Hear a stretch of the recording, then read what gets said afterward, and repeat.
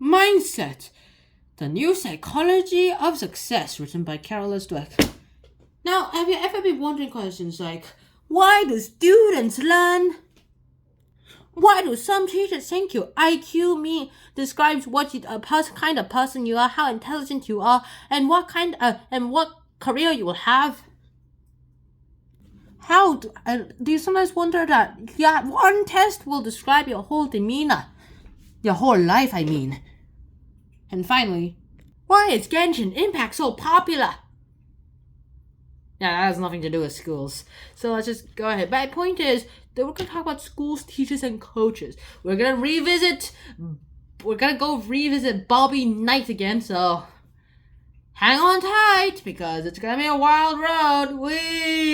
I'm a ragdoll. Alright, first off, schools and teachers. Teachers themselves are the backbone of the school. No teachers, you can't teach anyone. Students can I'm the teacher. Yay! Go up to class and say, class, today we'll be learning how to craft a crossbow. Or class, today we'll be learning how to destroy Roblox bad people. Class, we'll be learning why teamers are stupid. Those kinds of things.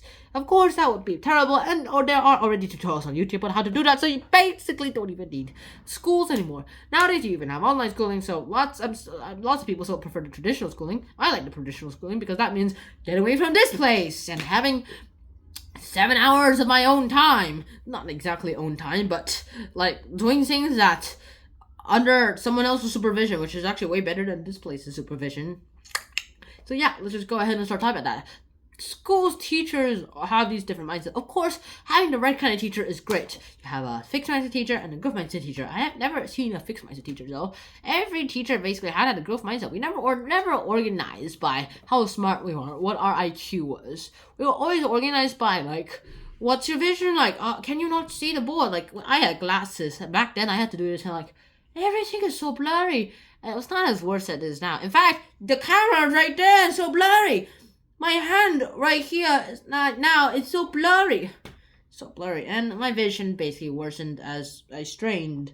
And the only thing that's pretty much not blurry right now is my hand this distance away, which is terrible, man. Terrible. And I couldn't see anything far away. Back then, I could see at least this much was clear, and the rest was just a little foggy, and I could do this and would see. But nowadays, I need days, darn boys, to see what's back there. My eyesight has worsened. That all works out well enough, and I need to change glasses every few years because I squint too much and rub my eyes too much too. So that just goes ahead and seals that there's nothing to do with this. That's how my classes were organized. Nowadays, we're just organized by how likelihood you'd misuse a computer. Also, sometimes some teachers actually just go ahead and forget about that and just let us sit wherever we want, especially the substitute teachers, except they were usually more stricter on the computer usage.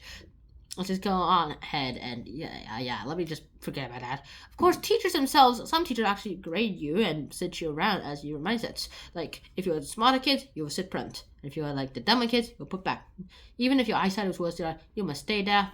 But I can't see the board, miss. Then move. No, my eyesight's terrible. You have glasses, Jerry. The board's so foggy. How dare you? Then get new glasses, Jerry. Until you get new glasses, you stay there.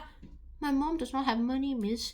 How cares? I don't care. I'll give her money. Just stay there. Those kind of things. Those teachers are terrible. In fact, there's this one little story that my science teacher actually told me. There's this person, apparently my science teacher is 80-something years old, so this is probably 70 years ago. So apparently she had to take off a week of school, and she basically had this terrible disease, and then she just had to take a week off school. It's the 1950s, I'm guessing. And she goes ahead, does something. She was probably living in Texas, and she was gone for a week. She didn't learn any material, and the day she came back, they were doing the test, and her teacher made her do the test, even though she didn't study for it. She was too sick. She couldn't even read she couldn't even read or write. She could talk all right, but she could barely walk, so she didn't bother learning the material at all.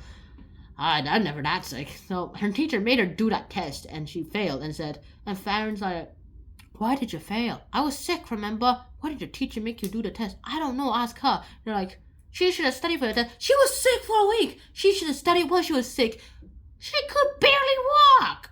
So I'm actually exaggerating the walking part. So she never redid the test, and that test was a failure for the rest of the year. Of course, my teacher says that grade 8 is like the last chance you have to get yourself up to grade 9. Apparently, they start cutting people off at grade 9.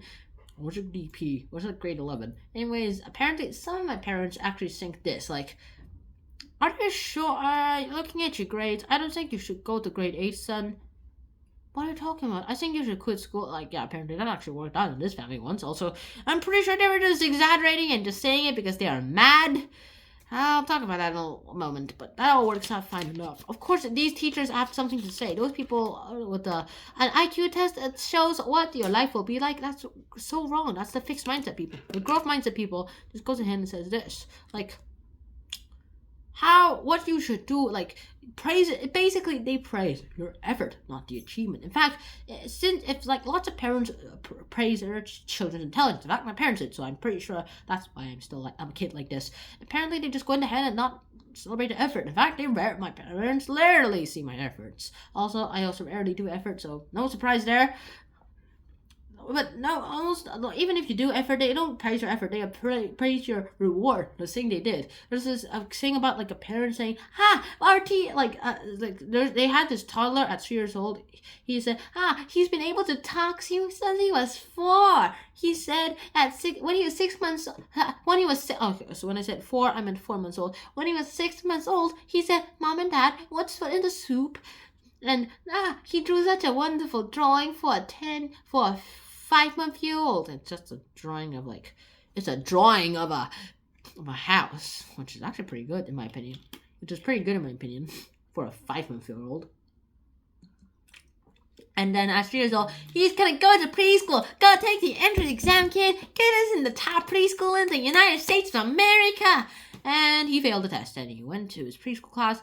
But it was not in the highest preschool. And they're like, failure! You're a failure! You're a failure! You didn't go to the best preschool in the United States of America! You're a failure! I don't love you anymore. They didn't say that, so of course, since he was 3 years old, he was a failure.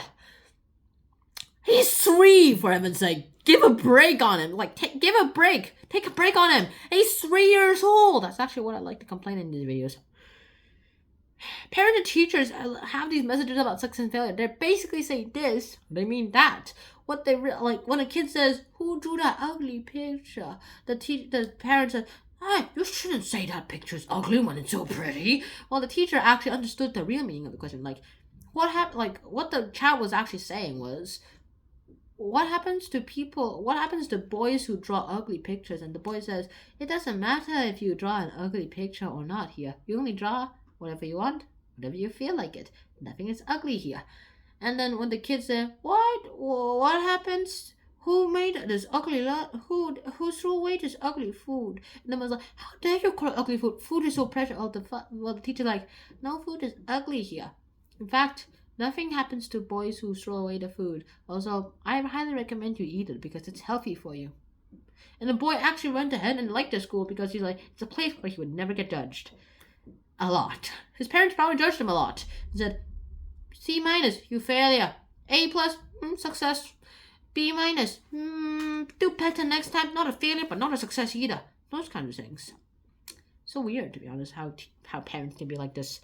Of course, coaches come back here too. Remember Bobby Knight? Yeah, he's basically thought he used a fixed mindset. His teammates were not. His team was not a fixed mindset. He was. Whenever he had to prove to everyone saying, my team is the best. My coach the best.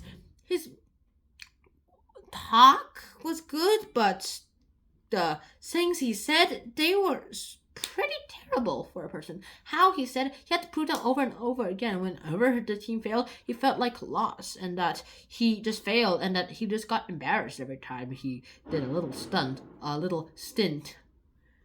And every time he just went on and made it hard on the teammate because he blamed them. How did you not listen to my coaching advice? You called me an $@$H0 plus. Exactly! You are that! You are an $@$H0 plus. And of course, some people went ahead and were able to deal with it for several reasons. One of them, the first one, is that they either became pro really early, like one of his students did, and that student said, "If I had a gun, I would have shot him." I would probably not. I would consider I was not a success. I would not consider I was a success if my best student considered shooting me, to be honest. And others just couldn't handle the pressure. Others just ignored them. Were able to do it, but others just couldn't. They broke under the pressure. In fact, either as individuals or as a whole team, they broke under the pressure, and that was, yeesh, that was harsh. There was nothing much more that we could do about it too. And yeah, that's about it. So the point of this video and the point of this chapter is that you shouldn't judge people just because you want to judge them because that makes you feel better about yourself. Judge them fairly as the person they are. And remember, people change. People aren't fixed. People can change. And that's about it. So hopefully you guys actually did enjoy this episode.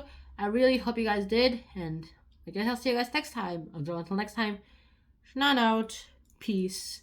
Bye-bye. Wear a helmet.